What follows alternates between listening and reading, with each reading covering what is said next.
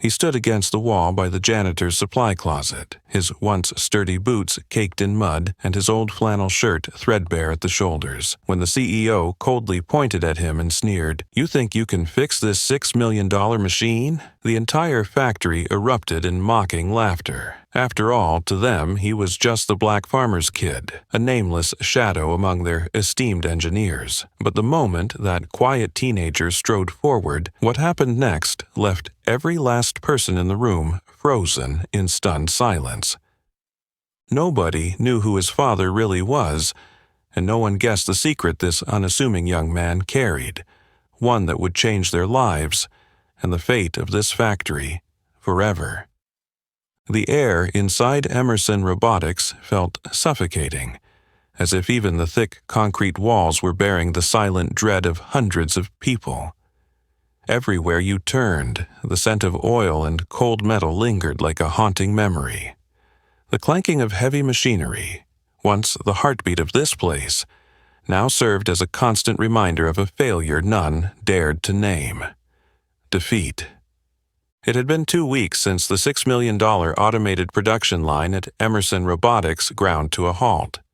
First came minor glitches, then inexplicable breakdowns. That once vaunted technological marvel lay silent, a chilling monument to collapse.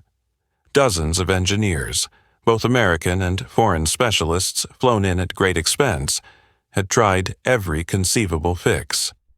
The electronics control room burned bright through countless nights as circuit boards were meticulously examined, every screw and wire scrutinized. But in the end, all anyone had to show for their efforts were shrugging shoulders, averted gazes, and whispered comments whenever a manager passed by. "I just don't think this time it can be saved." With each passing day, the pressure crushed down on the shoulders of every worker and leader. No one dared voice it, but everyone understood. Without a solution soon, hundreds would lose their jobs, and their families would face ruin. Even those once proud of their skills and degrees felt insignificant under the looming shadow of failure. In a dimly lit corner at the far end of the corridor, 13-year-old Malik Evans sat curled on an old wooden chair. His flannel shirt hung in tatters at the shoulder, and his boots still bore the brown soil of the farm. He watched the hurried flow of factory workers, unnoticed, a silent observer. Malik was an outsider here. He'd come along to wait for his uncle, James Evans, who was finishing the late-night cleaning shift. Behind Malik's calm, curious gaze lay something far greater than anyone imagined, something even he hadn't dared to dream. In that lingering darkness, no one realized that this humble farmer's son, the quiet boy in the muddy boots, was about to rewrite the destiny of an entire factory. No one at the factory knew that, as Malik Evans sat huddled in that shadowy corner, another storm was brewing at Emerson Robotics, this time not of metal and wires, but of flesh and blood. That morning, the factory apron thundered with the roar of a Gulfstream G650's engines. Beneath the cold glare of the sun, a tall figure stepped out, his polished leather shoes clicking against the immaculate pavement. It was Preston Hayes, the new CEO of Emerson Robotics, a name that sent a ripple of apprehension through the tech industry. Preston carried himself with the unmistakable air of the elite. A perfectly tailored gray suit, a muted silk tie, and a gleaming Swiss watch on his wrist. He was famed not only for his talent in turning failing ventures around, but also for his ruthless, icy demeanor. He had once shut down an entire production line with a single brief meeting, and reveled in watching fear flicker across his subordinates' faces. As he entered the plant, Preston immediately sensed the thick tension in the air. He concealed neither his disgust at the grime nor his contempt for the ordinary laborers around him. To Preston, people like Malik Evans, mud-stained boots and faded flannel shirt, were nothing more than nameless shadows, the silent detritus of the vast industrial machine he now presided over. An emergency meeting was called in the control room under harsh white neon lights that only heightened the atmosphere's chill. Preston sat at the head of the table, steel-cold eyes tapping a pen against the surface as he listened to department heads' report. Explanations about system errors, faulty circuit boards, and incompatible software only served to worsen his irritation. With each cutting question, his impatience crackled in the air. 2 weeks, $6 million, and you still can't get this machine running. He stopped tapping. Planting both hands on the table, he leaned forward, his voice rolling out with barbed sarcasm. If you can't fix it, maybe you ought to let the janitors have a go. His words fell into the room like a blade, slicing through the tension. People exchanged uneasy glances. A few stifled derisive laughs. Some eyes flicked toward the frosted glass where Malik Evans stood, unnoticed, now the target of Preston's cruel jibe. But for Preston, it was no mere joke. He used mockery as a weapon to cement his absolute authority.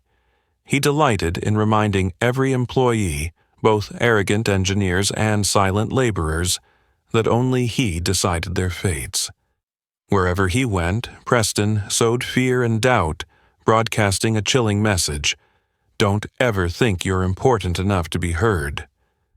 Under that stark white light, nervous laughter mingled with anxiety, and Malik Evans, even as a peripheral shadow, felt the weight of power and prejudice pressing down.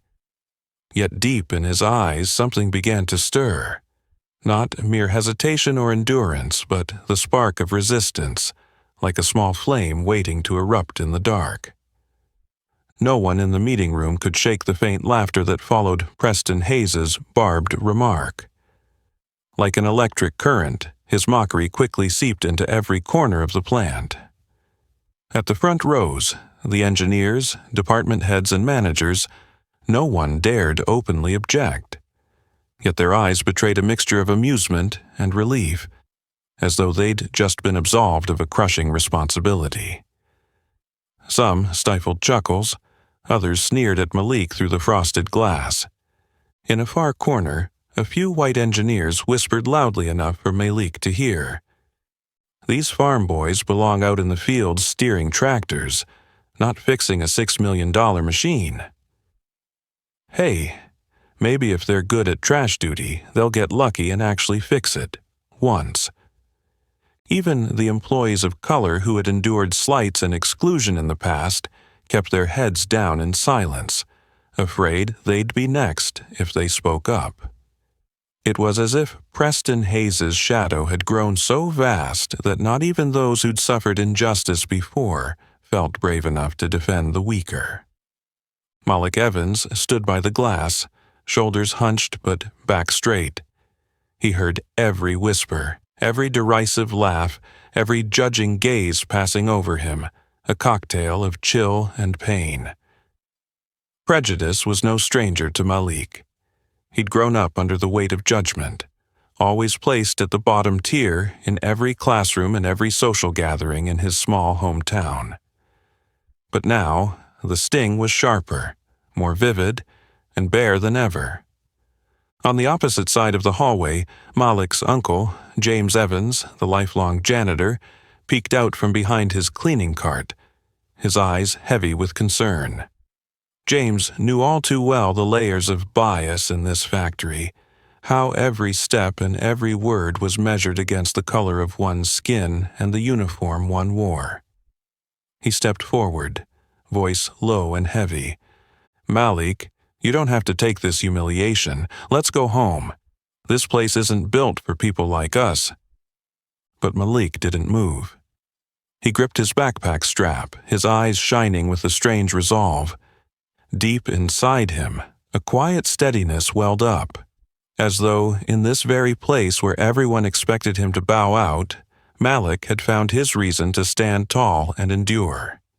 He knew that if he walked away now, the jokes and contempt would remain, not just for him, but for every other poor black kid who would pass through these gates in the future. Back in the room, Preston Hayes glanced at Malik one more time, a half smirk playing on his lips, an expression of dominance and challenge. He delighted in how his words could drive someone to rock bottom, all to elevate his own authority. And with that, the meeting resumed. Reports and phone calls filling the air, unaware that at that very moment a circle of prejudice was quietly about to be broken, not by power, but by the silent, smoldering will of Malik Evans. The conference room still echoed with faint laughter after Preston Hayes's loaded remark. Like an electric current, his mockery seeped into every corner of the plant. Those seated in the front rows, engineers, department heads, managers, dared not react aloud, but their eyes gleamed with relief and glee, as if they'd just been relieved of a crushing responsibility. Some pressed their lips to stifle chuckles. Others shot sneering glances at Malik through the frosted glass. In a corner, a few white engineers whispered just loud enough for Malik to hear. These farmhands belong in the fields driving tractors, not fixing a $6 million machine. Hey, maybe if they're good at doing janitorial work, they'll miraculously fix it, just this once. Even employees of color, those who'd been marginalized and overlooked before, kept their heads down, reluctant to be the next target if they spoke up. It was as if Preston's shadow had grown so vast that not even the long-suffering dared to defend the weaker. Malik Evans stood by the glass, his shoulders pulled in but his back held straight. He heard every whisper, every jeer, every judging glance slicing at his pride, yet he didn't flinch. He knew he could walk away, bury his face in a pillow and cry, or he could stand before the pack of wolves and confront the prejudice of those in power. In that very moment, Preston Hayes, immaculate in his crisp suit, salt and pepper hair slicked back, polished leather shoes gleaming, strode directly toward Malik. The harsh neon overhead cast a long, cold shadow across the floor, as if the very embodiment of authority and arrogance. Preston stopped less than a yard away, his eyes narrowing. His voice rang out, equal parts challenge and disdain. "You really gonna try, or just stick to cleaning up trash?" Laughter erupted, louder this time, unabashed. A few younger managers pulled out their phones, grinning as they hit record. Outside the control room, the engineers huddled, trading high-spirited comments. "This is going to be good." They knew well that in this factory, a single mistake, especially from a rural black kid like Malik, would be the perfect spectacle and a stern warning to anyone daring to step out of line. The air felt frozen, strung tight like a guitar string waiting to snap. A middle-aged manager named Mark Benson, known for his prejudice and old-school mindset, spoke up in a loud, deliberate voice. "Kid, you better not burn this thing down. It's a $6 million machine, not some old wheelbarrow out back."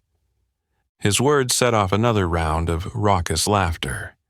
They felt safe behind their crisp shirts, shiny name badges, and positions. None feared the day they might swap places with Malik. Malik said nothing. He simply looked up, locking eyes with Preston. The calm in his gaze made more than a few uneasy. He nodded once, showing neither fear nor anger, then quietly slipped off his backpack and set it on the floor. His mud-caked boots thudded against the factory floor, the sound echoing like a silent declaration of war against everyone who belittled him. He walked toward the central processing area, where the massive automatic packaging line, the pride and torment of Emerson Robotics, stood silent, like a sunken ship. Even the veteran engineers, the so-called pillars of the plant, stepped aside, their eyes a mix of doubt and unspoken challenge. Let's see what this country boy can do beyond providing entertainment. Phones remained leveled at Malik, some even streaming live, eager for the impending disaster. Preston folded his arms, half smiling, his gaze never leaving the teenager's every move. In his mind, this trial by fire wasn't just about Malik. It was a message to everyone who dared question him. Order and power rested solely with Preston Hayes. Behind him, James Evans, Malik's uncle, hovered near the cleaning cart, gripping its handle, his eyes flicking between his nephew and the crowd. Worry etched his face, part fear of public humiliation, part helplessness, unable to shield Malik from this cruel spectacle. "Malik, if you're not sure, you can just say no." But Malik didn't turn. He remembered late nights in the cramped workshop with his father, the smell of oil, his small hands bleeding over a tiny misaligned part. He recalled his mother's proud eyes when he returned home, stained but never bowed. He knew this was more than an opportunity. It was a test of his worth and dignity. He stopped before the silent machine and took a deep breath.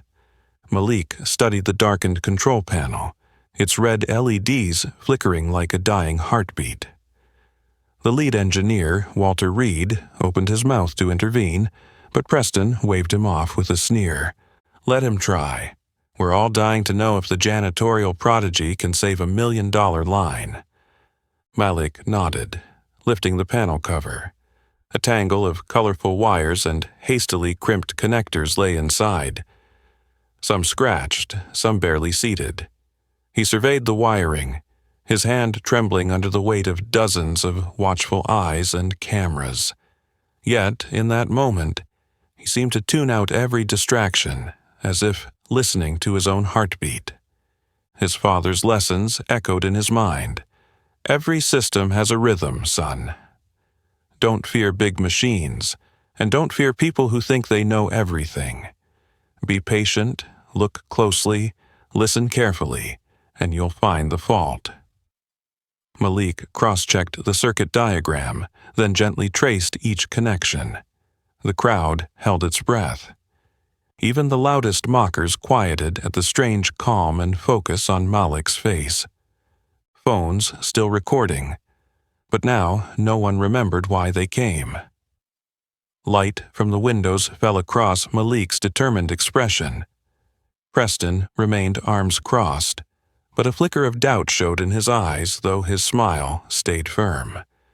To him, a failure here would prove the natural order, and should a miracle occur, he'd twist it into a victory for himself.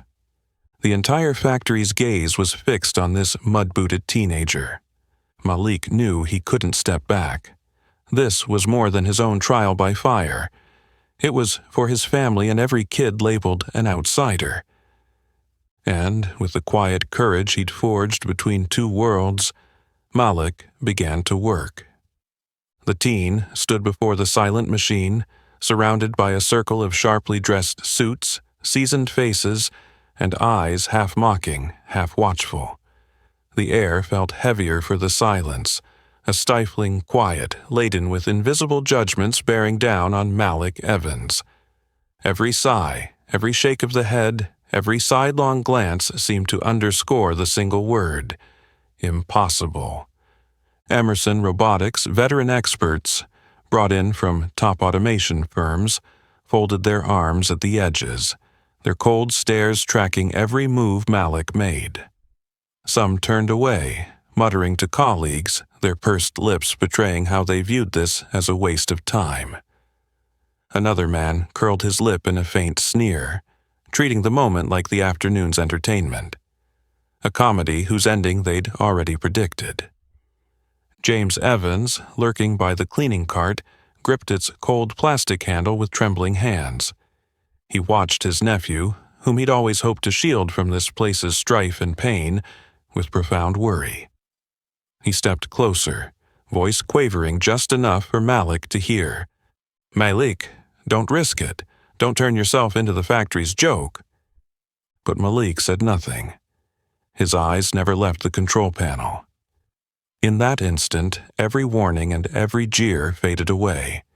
He felt the subtle vibrations through the machine's casing, vibrations only someone who'd grown up around farm engines and old field machinery could truly sense. He knew that each faint hiss and every irregular blink of the LEDs were the machine's way of crying out for help. Behind him, Preston Hayes still stood with arms crossed, nodding to the managers not to intervene. He tried to keep an indifferent expression, but in his eyes shone the thrill of a predator waiting for his prey to collapse. He spoke up just loud enough for the room to hear. "Let him try. We need some entertainment to break this tense morning. Nobody step in."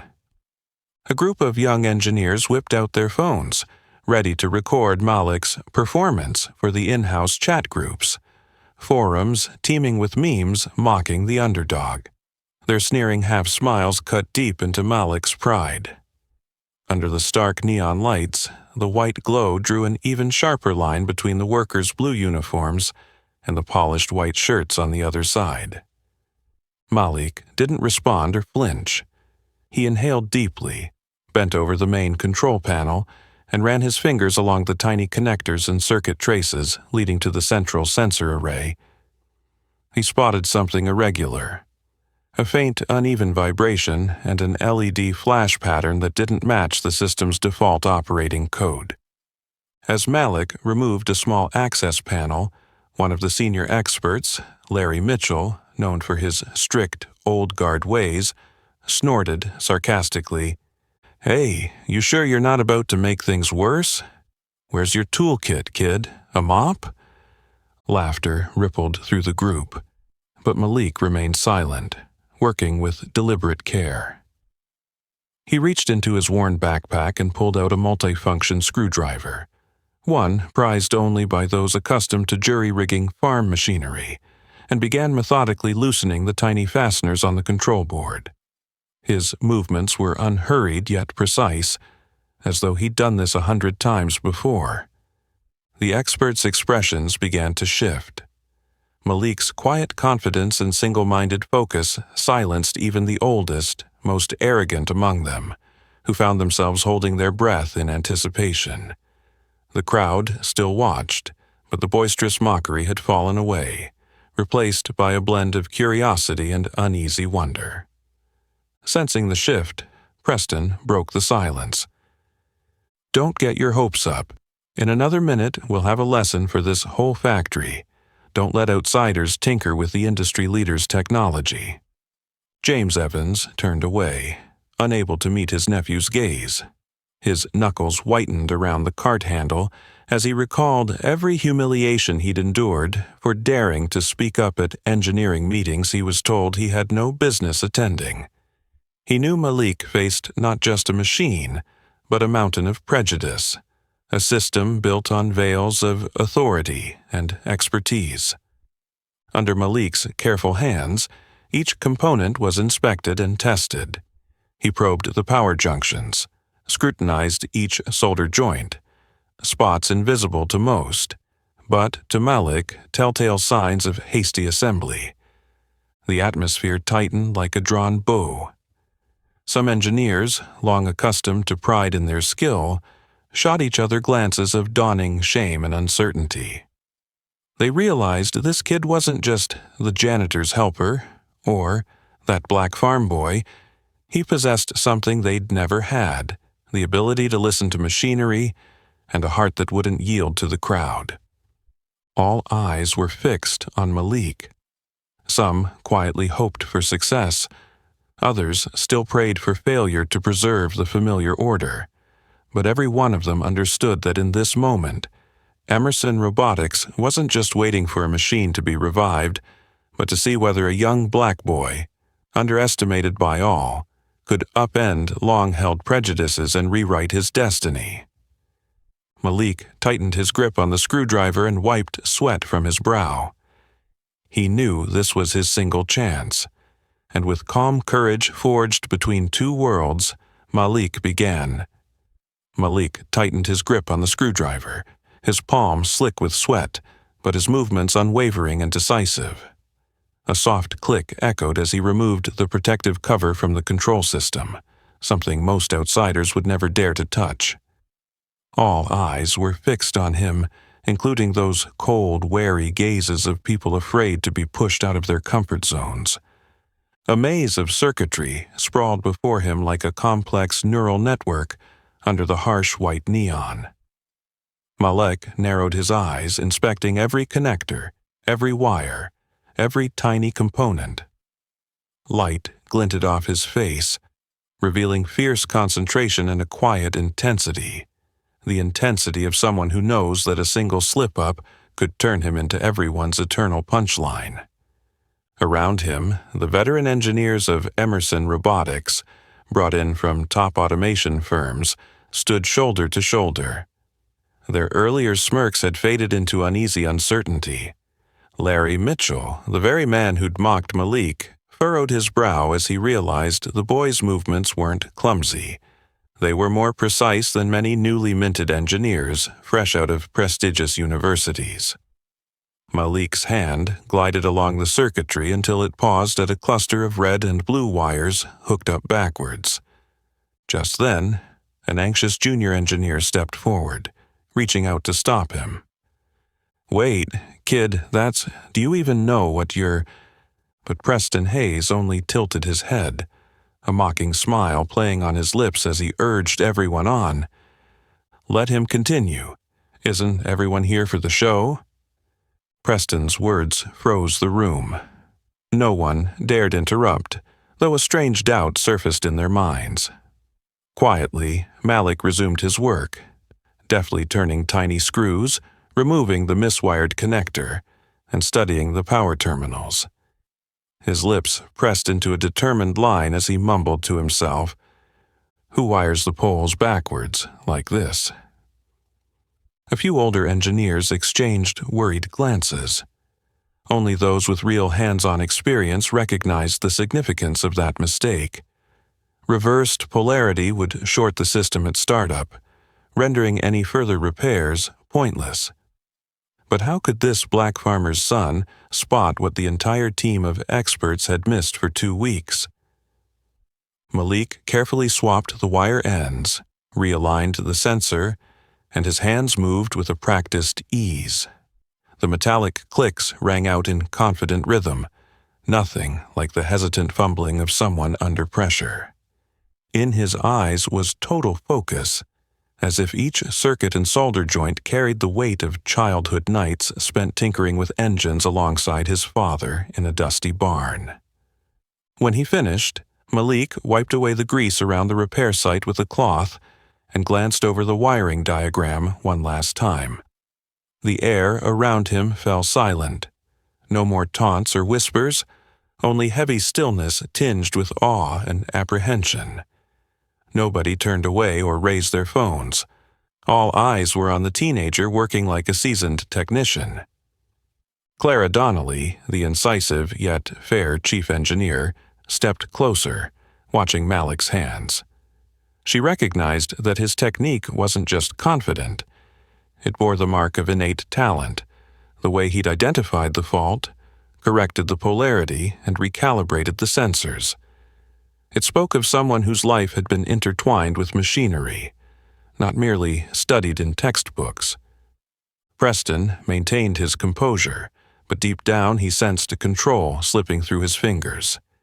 His brow knitted, lips tightening as he scrutinized Malik's every move, suspicion flickering in his eyes. He knew that if this boy actually fixed the machine, his own authority would be seriously challenged. But if Malik failed, order would be restored to his liking. In a single, small motion, Malik snapped the protective cover back into place and tightened the last screws. He stood upright and looked toward the main control panel.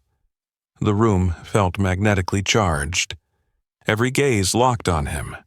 From the back, James Evans clenched his fists, his face a mixture of hope and dread. A few senior engineers, still stunned, began murmuring among themselves, their eyes shining with a newfound, unspoken respect. Malik said nothing.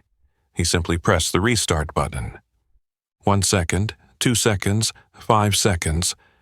Time seemed to freeze. No one dared breathe. Then, a low, resonant hum rolled through the machine like the heartbeat of a giant stirring from a long slumber. The warning lights flipped from red to green, gears began to turn, and the assembly line sprang to life, running smoothly as if it had never broken down. Astonished gasps rose, not from those seeking amusement, but from people who understood they'd just witnessed a miracle, or at least a moment of hidden genius revealed.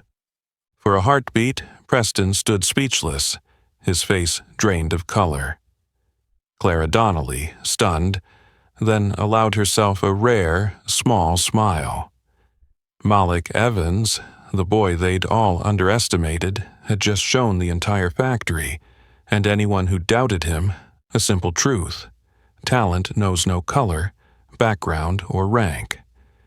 But in that instant, deep in Preston's eyes, and those of the other executives, a vague fear took hold. Because what had just happened signaled that much more was about to change in the days to come. The air in the control room felt as if it had thickened. Every sound hushed, all eyes, brimming with excitement, doubt, even malice, locked on Malik Evans's final movements. When he gently snapped the protective cover back into place, tightened the last screw, and straightened up, it was as if the entire space held nothing but the young black teen's steady breath before the sea of onlookers. Everyone waited, as though the fate of the entire production line, and Malik's own future, hung on the push of that power button. 1. 2 seconds passed, accompanied only by the faint hum of recovering circuitry. At first, nothing seemed to happen.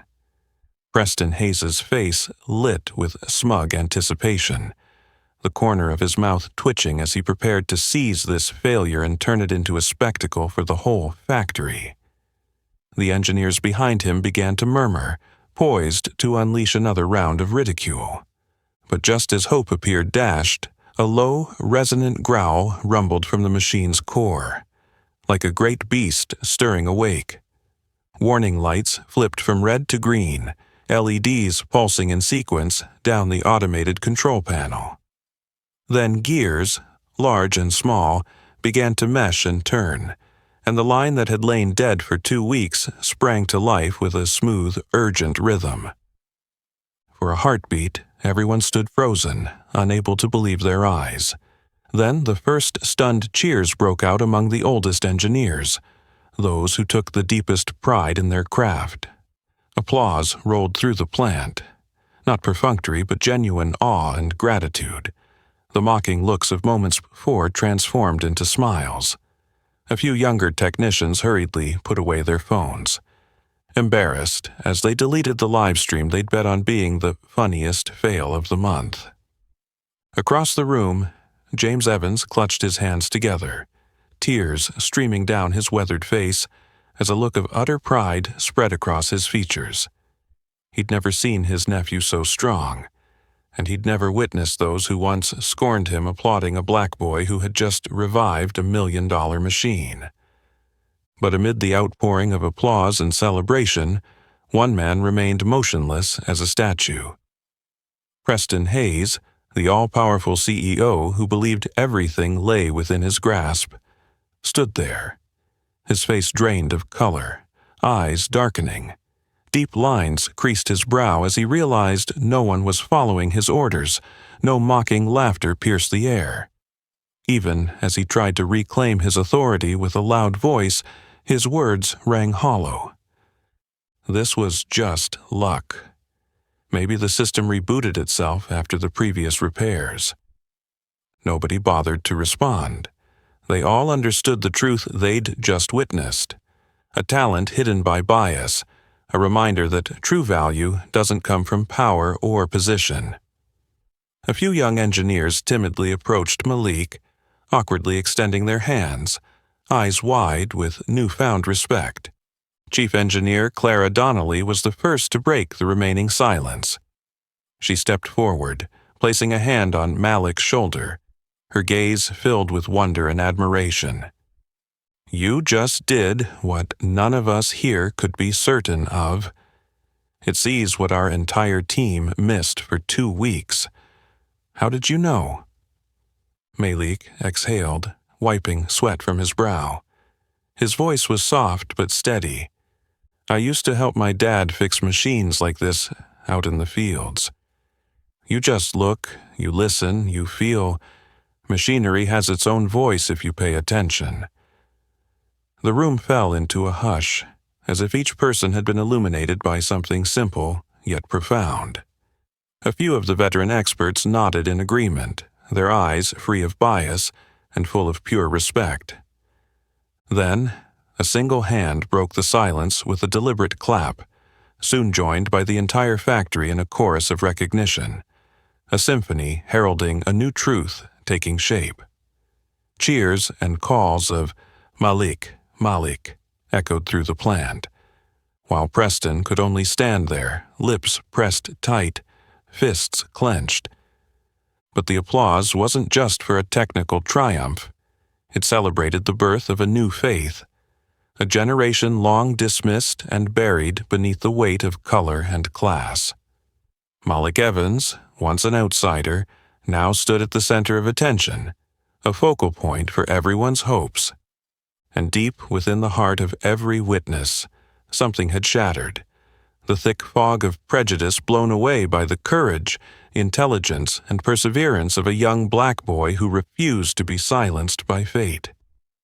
Preston Hayes, even in his cold exterior, felt the shift of power in the very factory he once ruled. For the first time, he stood on the margin, watching the old order crack open to make way for something new, no longer his to control. In that moment, Preston understood that some things money, status, and prejudice can never buy: belief, respect, and a community awakened from its slumber. Malik Evans, amid thunderous applause and astonished faces, offered the slightest smile. He knew this was only the beginning. The applause still thundered through the plant, a wave that swept away every barrier and bias freshly broken. Malik Evans stood at the center, hands still streaked with machine oil, his face only just losing its tense expression when a chorus of hesitant questions erupted from the veteran engineers. But before the crowd could surge forward, Clara Donnelly, the toughest, sharpest chief engineer at Emerson Robotics, stepped forward first. Clara, proud of her stellar academic credentials, her prestigious degrees, and her internationally recognized projects, stopped in front of Malik. Her sun-weathered face bore the lines of years in the workshops. Her eyes, seeking yet genuinely respectful, fixed on Malik, a rare honor from someone she'd never before publicly praised. She cleared her throat, voice strong, free of doubt. "Where did you learn all this? How did you spot the fault our entire technical team missed for 2 weeks?" Malik straightened slowly, brushing dust from his clothes, then met her gaze without a hint of arrogance or avoidance. His reply was clear, earnest, and just loud enough for the whole room to hear. "I learned from my dad, out on our farm." The room fell silent again for a heartbeat, people exchanging glances. A few younger engineers whispered, "His dad taught him this?" On a farm, fixing industrial machines. The oldest engineers furrowed their brows, as if stirred by some long-buried memory. From his corner of the room, Preston Hayes, still clad in his immaculate suit, fists clenched despite his calm facade, seized the chance to reassert his superiority. He sneered loudly, determined to drown out the respect gathering around Malik.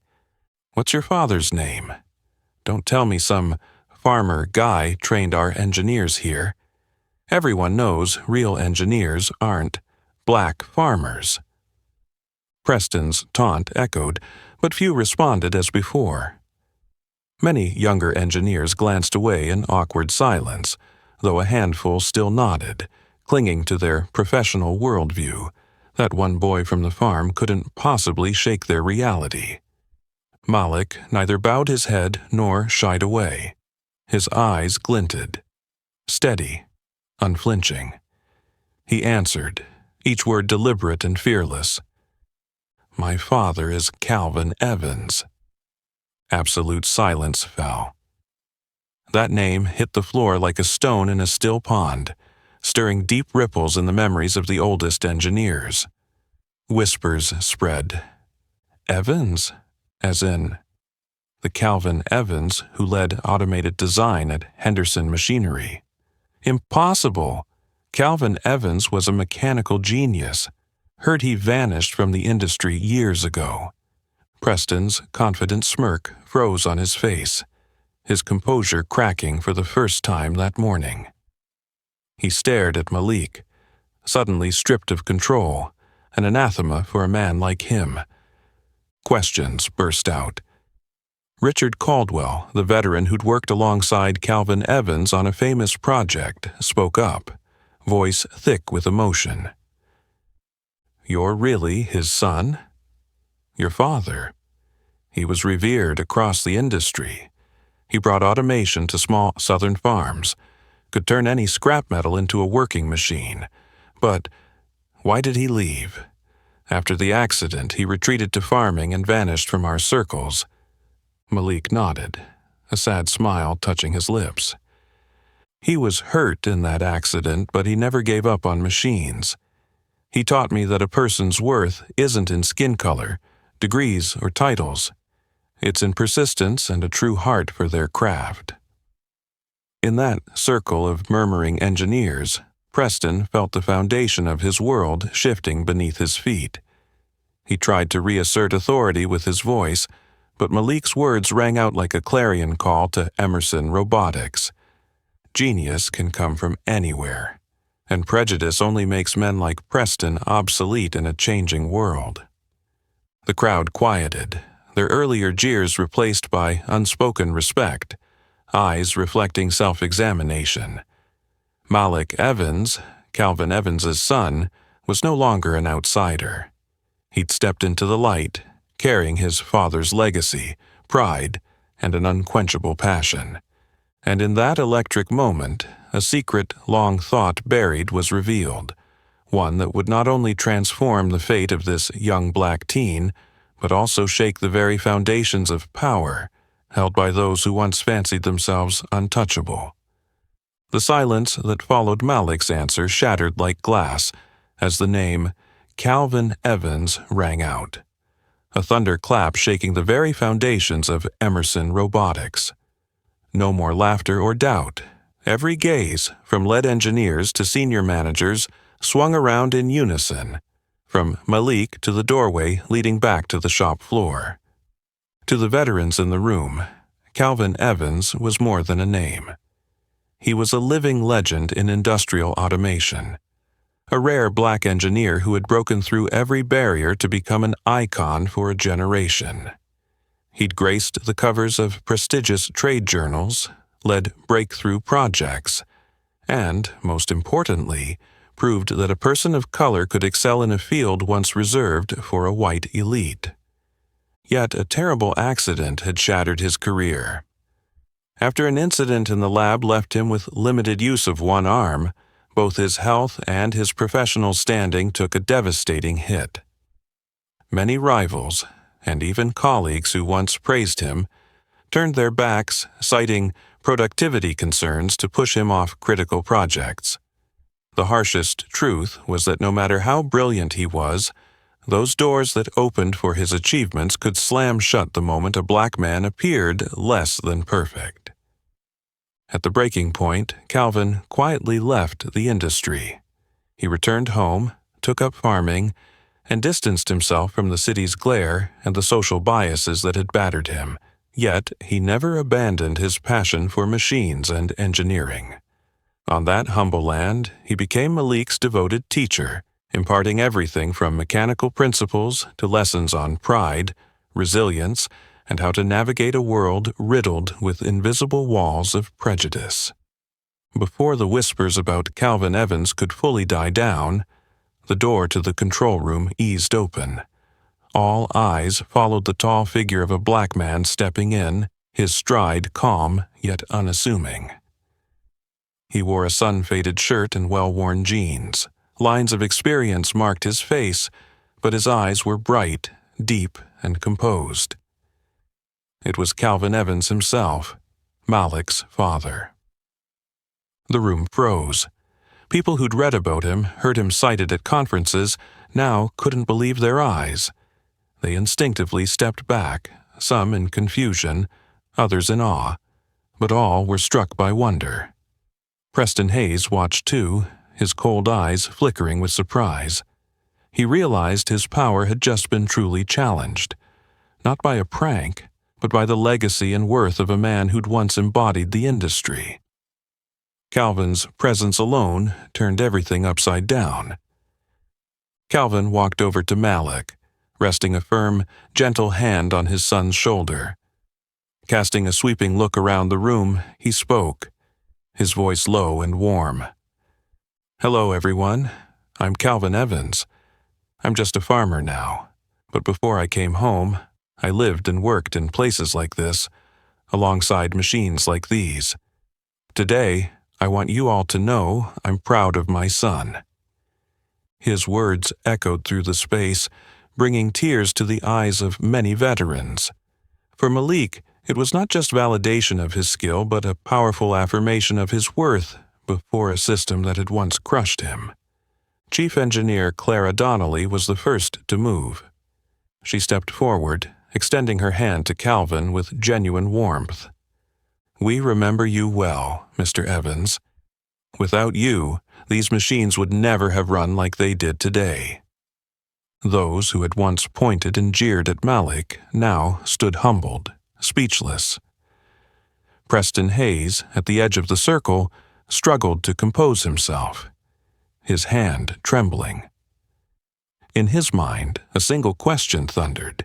Can a power built on prejudice and exclusion survive in the face of real talent and dignity? The control room, once the stage for hierarchy, power, and color, became the site of an irreversible metamorphosis. Power shifting away from those who wielded it by force to those who earned it through talent, determination, and humility. In that moment, Malik and Calvin Evans reclaimed justice not only for themselves, but for countless others denied simply for being different. From that day forward, Emerson Robotics would no longer be a place for jokes about race or class, but a testament to true value, awakened at the very heart of long-standing prejudice. The moment Calvin Evans stepped in, it was like a fresh breeze sweeping through the control room. Under the harsh neon lights, faces that had been tight with scrutiny suddenly lit up with excitement and astonishment. Some even visibly moved, their eyes shining with genuine respect. Malik stood quietly beside his father, keenly aware of the shift, real admiration replacing old prejudices and mockery. Amid the murmurs of wonder, Preston Hayes struggled to maintain his usual air of authority. He forced himself forward, extending a reluctant handshake to Calvin with a stiff, polite smile. Their hands met. A handshake that seemed ordinary but carried layers of silent conflict. Preston squeezed lightly, fighting to hide the unease bubbling beneath his skin. In his cold gray eyes, the arrogance and smugness of earlier were gone, replaced by a wary, unsettled look, perhaps even a hint of fear. From the crowd came whispers, growing louder by the second. It really is him, the legendary Calvin Evans. Remember when he revamped that first-generation packing machine? No one's matched it since.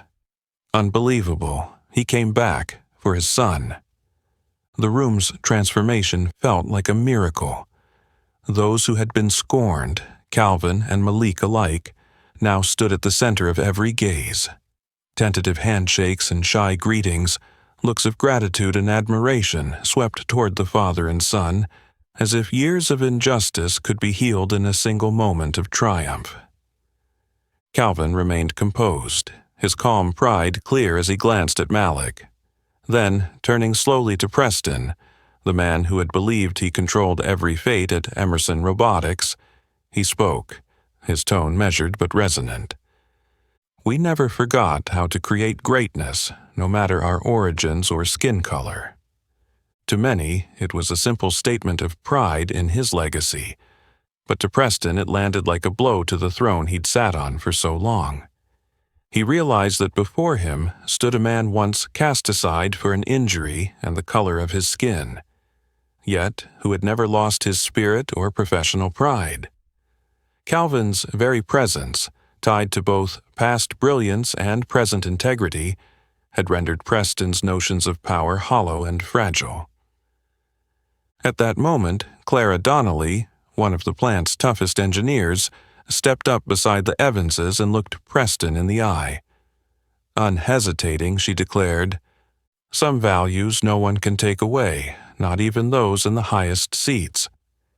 Her words drew nods from the younger engineers, their collective pride awakening. They no longer bowed to the fear of authority or the threats from management. Preston attempted a smile, but it came out strained and awkward. The crowd no longer focused on him as the center of power. Every glance, every spark of inspiration, had shifted to those once sidelined, those brave enough to prove that true worth transcends race, background, and social bias. As all eyes remained fixed on the Evanses, a young manager finally spoke out. "We wasted too much time turning our backs on people like them for things that mean nothing compared to real talent." The control room had been utterly transformed, Preston's veneer of power fading, leaving only the undeniable weight of truth. A person's true value lies not in status or skin color but in willpower, character, and relentless dedication. Malik looked at his father, eyes bright with pride and gratitude. He knew that at that moment, it wasn't just his own vindication but that of countless generations of people of color once dismissed as outsiders, now stepping forward, heads held high, in the heart of a factory that had long shut them out. That hesitant handshake between Preston and Calvin Evans, a symbol of two opposing worlds, would linger in everyone's memory at Emerson Robotics. The first crack in an old wall of power, opening the way for an era of truth, compassion, and rightful recognition. Since that awkward handshake between Preston and Calvin Evans, Emerson Robotics has felt a surge of new life. The atmosphere changed visibly. No more whispered asides whenever Malik or Calvin appeared, no more derisive laughs from the groups of engineers who used to gather in the halls to gossip about outsiders. The presence of the Evanses is now not only accepted, but has become a focal point of influence, a wellspring of morale and technical insight for a production line that had grown stagnant. Malik was quickly pulled onto the plant's flagship engineering project, something no one could have imagined just days before. Those who had once doubted and mocked him now jockeyed for seats near him whenever he presented his ideas. No one dared call him the janitor's kid or the black farmer's son anymore. Even the most seasoned technical experts had to admit that Malik's discoveries and improvements saved the line hundreds of thousands of dollars in the first month alone. Calvin's impact was equally profound. Although he'd accepted only a part-time advisory role, his voice carried farther than any formal manager's. Young engineers, and even graduates from top-tier universities, sought him out for advice on every new design or impossible concept. Each time he gently pointed out a flaw or a tweak, people nodded in quiet agreement, acknowledging the practical wisdom and hard-earned experience of a man who once straddled the line between genius and obsolescence. Perhaps the most remarkable change was in the attitudes of those who had once discriminated, from the old-school engineers to mid-level managers who'd eyed Malik with suspicion, and even Preston Hayes himself. At first, they listened only because of peer and executive scrutiny, but as Malik's ideas consistently proved their worth, Whether by repositioning a sensor to boost packaging speed or uncovering a buggy control algorithm, they had no choice but to acknowledge his talent. On one memorable occasion, Mark Benson, the very manager who'd publicly ridiculed Malik, stood up in a meeting to apologize for underestimating Malik's abilities and value. His apology was quiet yet powerful, prompting many to reconsider long-held biases in the plant. Standing beside Malik, Chief Engineer Clara Donnelly became his staunchest defender and ally. Whenever his ideas were challenged, Clara would rise to his defense, leveraging her own reputation to back each of his innovations. Once, when a group of veterans sneered at Malik's black farmer background, Clara replied coolly in the middle of the meeting, "If anyone here can fix a machine in 30 minutes as he just did, I'll gladly step aside as department lead." Now, the factory hums with energy. Everyone is eager to contribute. Those who once whispered and pointed now actively seek Malik's counsel, hoping to learn from him. Malik himself was surprised to realize that he'd changed not only the production line, but also the community's perception of diversity, perseverance, and self-belief. When Malik holds short training sessions for the younger mechanics, the rooms fill to capacity. Everyone wants to capture every insight he shares. Calvin often sits at the back, smiling with pride, his eyes reflecting the rare satisfaction of a father once denied recognition, now watching his son celebrated not for his skin color but for his intellect and character. Even Preston Hayes cannot deny reality. Though he maintains his cold exterior, his decisions have grown less autocratic. He's begun to listen to dissenting opinions. In private meetings, Preston has admitted to the board, "Perhaps I was wrong." Without them, Emerson Robotics would never have made such a remarkable comeback. Beyond the plant, word of Emerson Robotics' turnaround spread across the industry. Partners, clients, and even the press sought interviews with Malik and Calvin, holding them up as role models for a new generation of engineers, one unbound by origin, skin color, or credentials. As they looked into the factory's new mirror, those who'd once been victims or perpetrators of prejudice came to understand that genuine recognition, the courage to embrace new talent, and the willingness to set aside false pride are the foundations of a thriving community. And at the heart of this transformation, the name Evans, once dismissed, now stands as a symbol of Emerson Robotics' true rebirth. The dramatic transformation at Emerson Robotics, sparked directly by Malik and Calvin Evans, didn't stop at the factory doors. It quickly rippled across the media landscape. Within weeks, the story of the black farmer's son, once ridiculed, now celebrated as a symbol of ingenuity, perseverance, and triumph over prejudice, saturated newspapers, trade journals, and social media feeds. First came a local tech magazine's feature story. From the fields to the $1 million factory, the black teen who saved Emerson Robotics. A photo of Malik, mud-caked boots, worn flannel shirt, standing beside the newly revived production line, went viral, inspiring not only African American communities but millions of workers nationwide who'd also felt judged by their background or skin color. Within a month, major outlets like the New York Times and the Washington Post, along with top engineering magazines, ran follow-up interviews. TV programs invited Malik and Calvin as honored guests to share how they overcame adversity and the technical insights that saved the plant. Interviewers often asked Malik how it felt to go from being scorned by colleagues to earning their admiration. He would reply calmly, "I'm not proud because I proved the worth of black people, or those from humble beginnings. I'm proud that I kept my patience, stayed curious, and never gave up, even when I stood amid laughter and bias.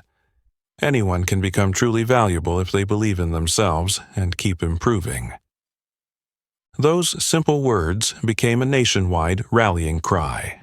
On Reddit, Hacker News, and other tech forums, thousands of comments buzzed about the Evans phenomenon and hailed Emerson Robotics as a model of innovation tied to equality, where real merit counts more than pedigree or pigment.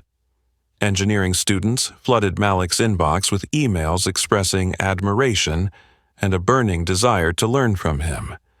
That groundswell of support even impacted the company's bottom line. Emerson Robotics' stock price soared to record highs, drawing intense interest from investors.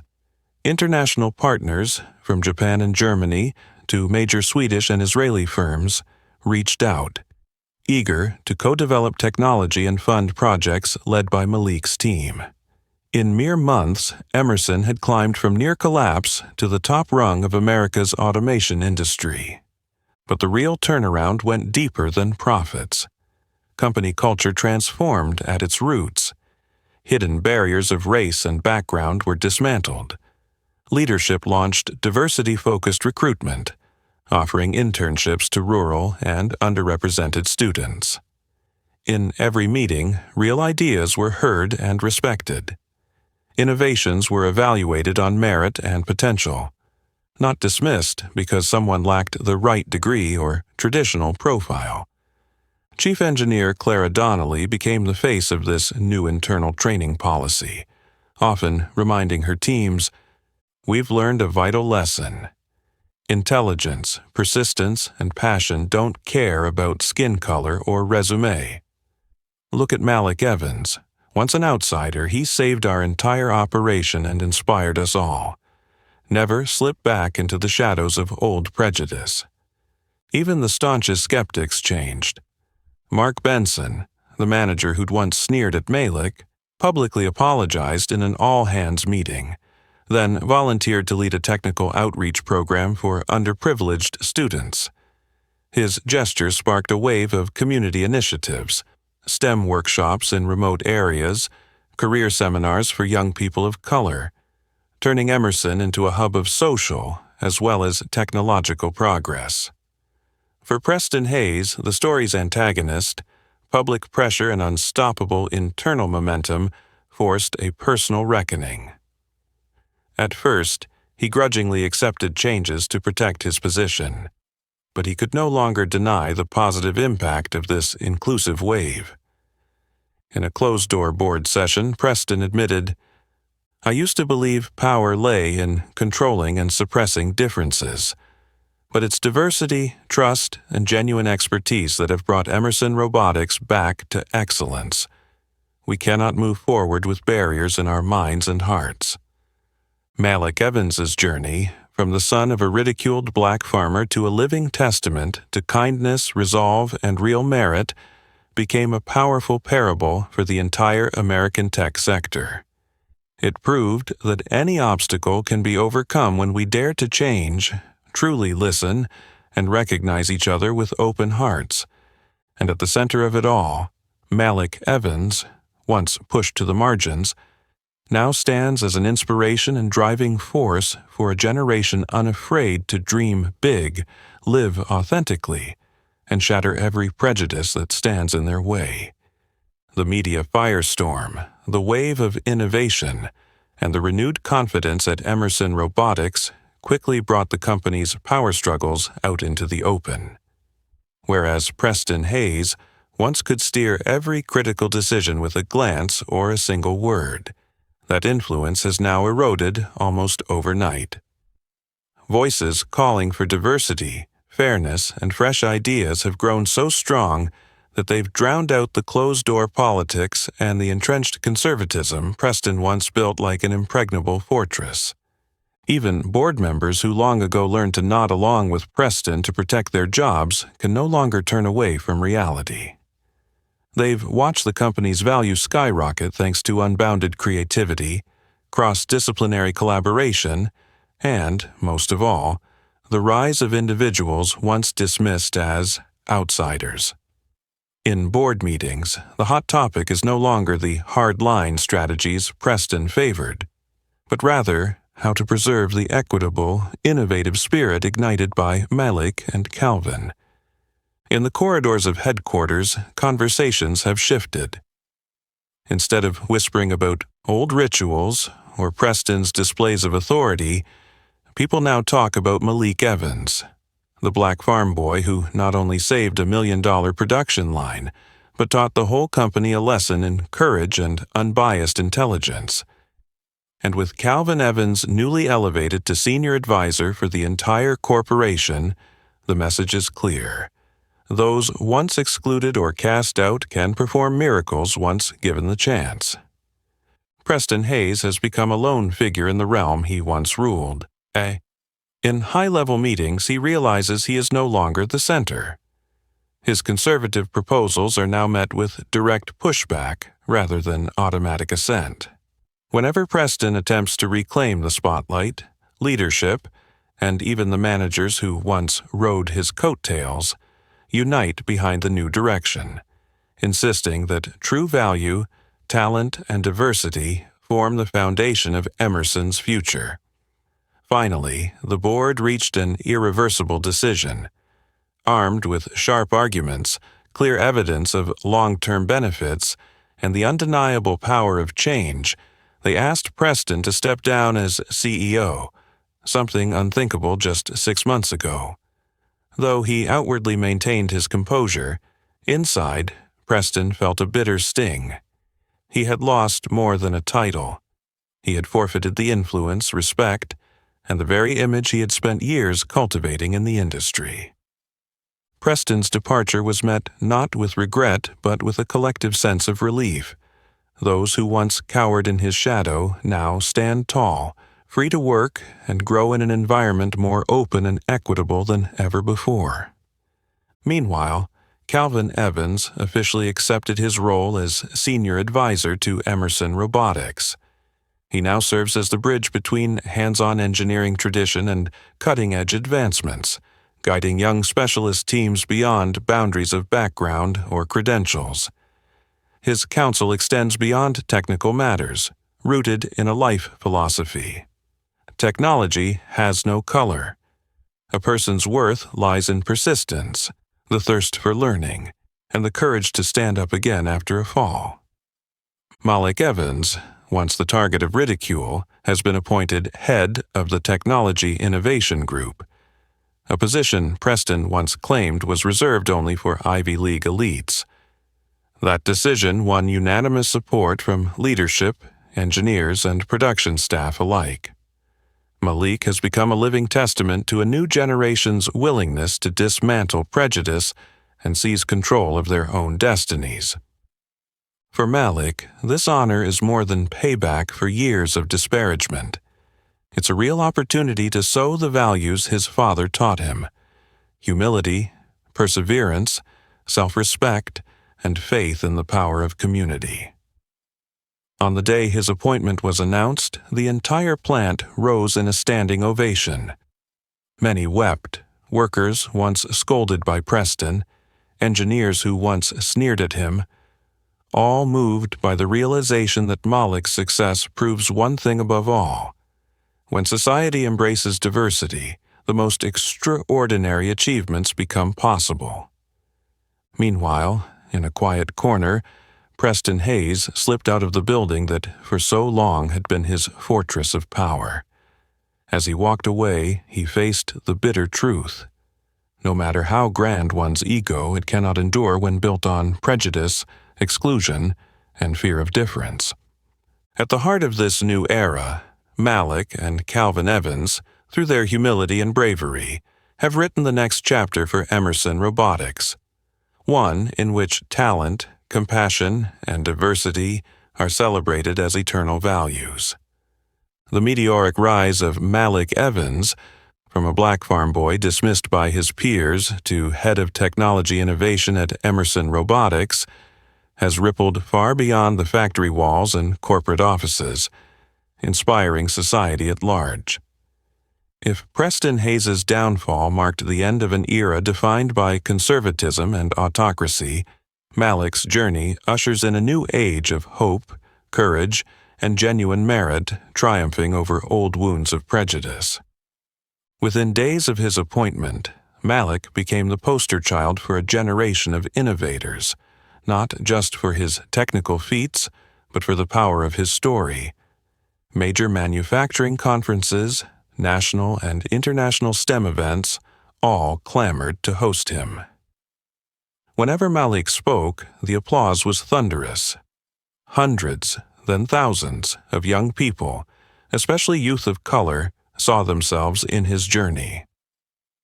One spring morning at the Innovation and Social Equity in American Industry Conference in New York, Malik stepped onto the stage in a simple suit. Calm yet resolute, his eyes still burned with the fire of someone who'd stared down bias.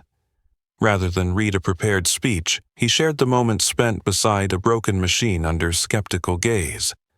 The late nights helping his father repair tractors in that cramped barn. The taunts from classmates and neighbors because of his skin and background. Then he said, "Talent and determination don't care about race, background, or past. Don't let anyone tell you you don't belong here just because you're different.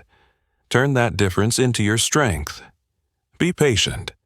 Sometimes one moment, one chance, can change not only your fate, but that of your entire community." The hall fell silent, and then erupted in applause. It wasn't just seasoned engineers and experts reacting, but students and those who'd once felt crushed by prejudice, now seeing in Malik proof that any barrier can be broken.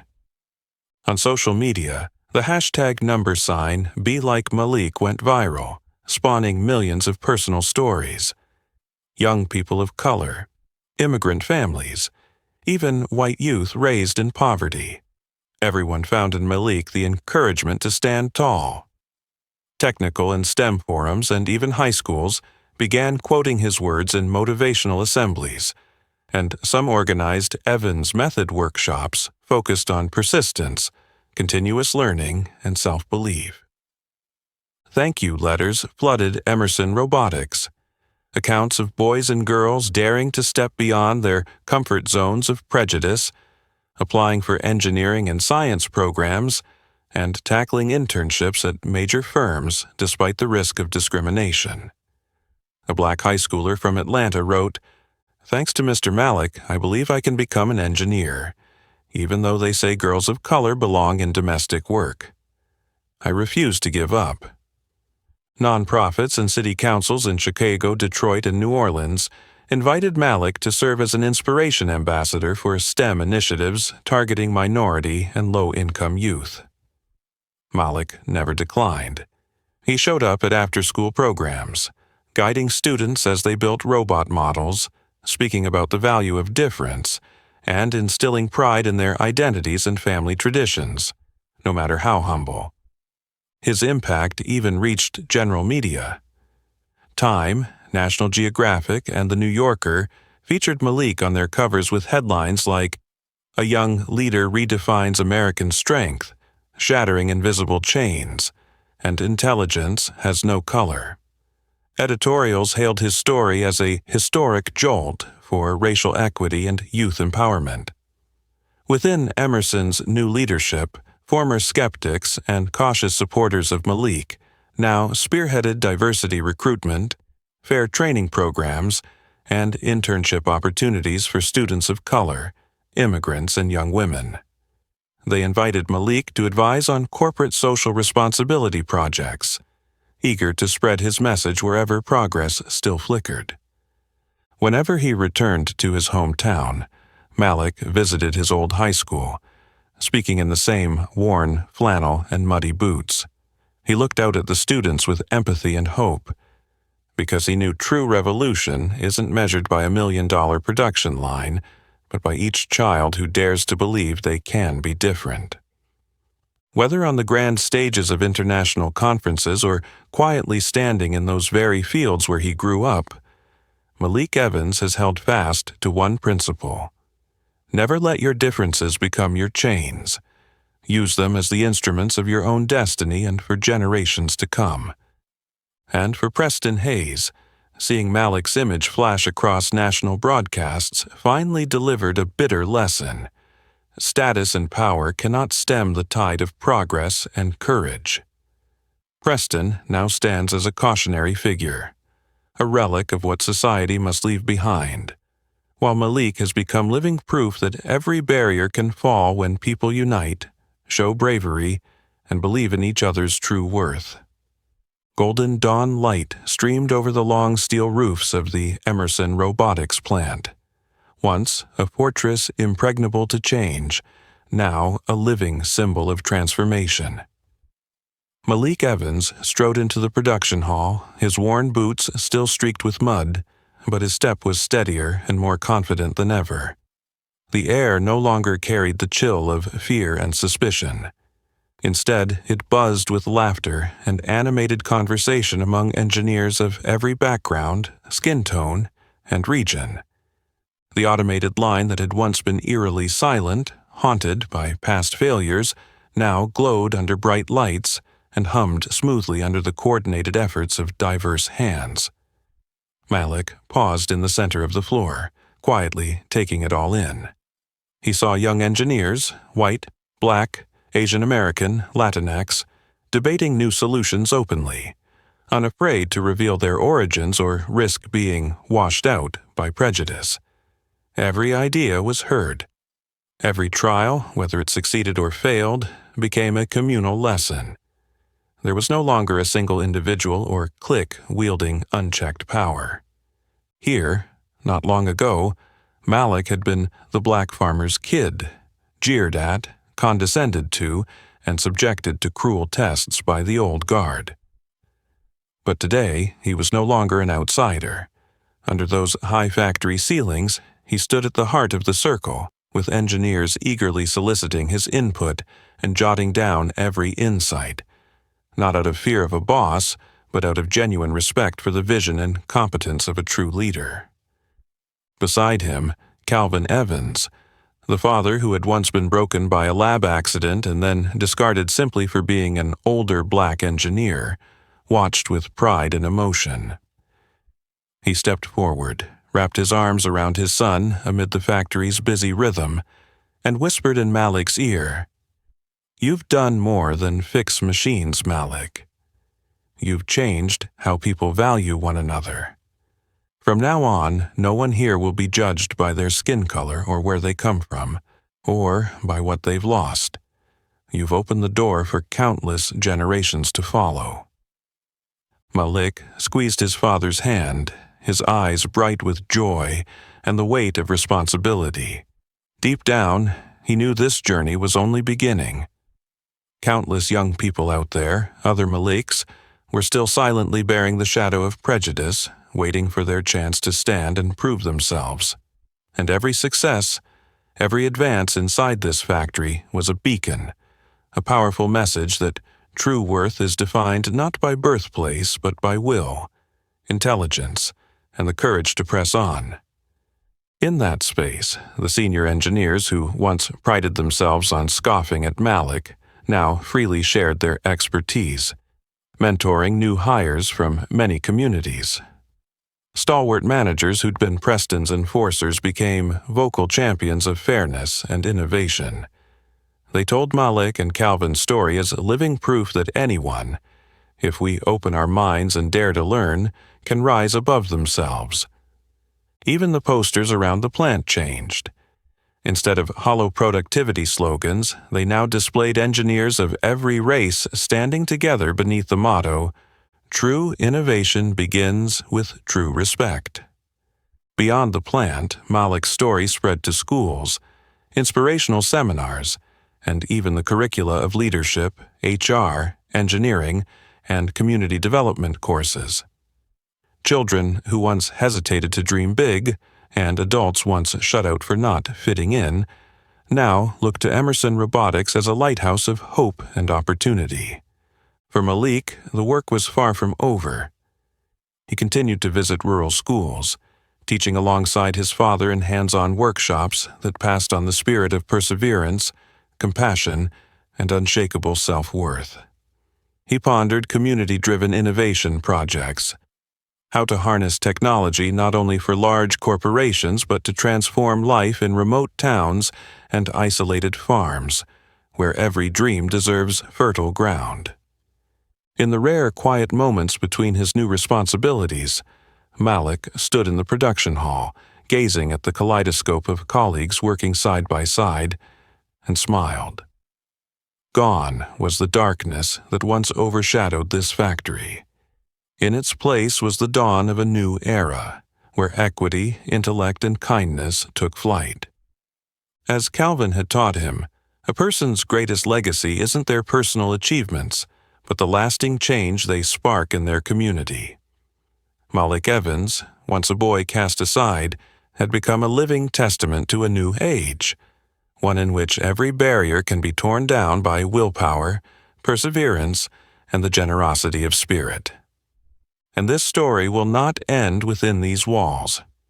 It will continue to uplift everyone who has ever been underestimated or held back by skin color, origins, or past mistakes, reminding us all, dare to rise, dare to dream big, dare to care, and believe in your true worth, and you too can change the world. If this story moved you, please hit like, share it with your friends, and subscribe so you won't miss our next inspiring tale. We'll see you soon, with more stories to touch your heart and reignite your faith in the power of resilience, persistence, and compassion.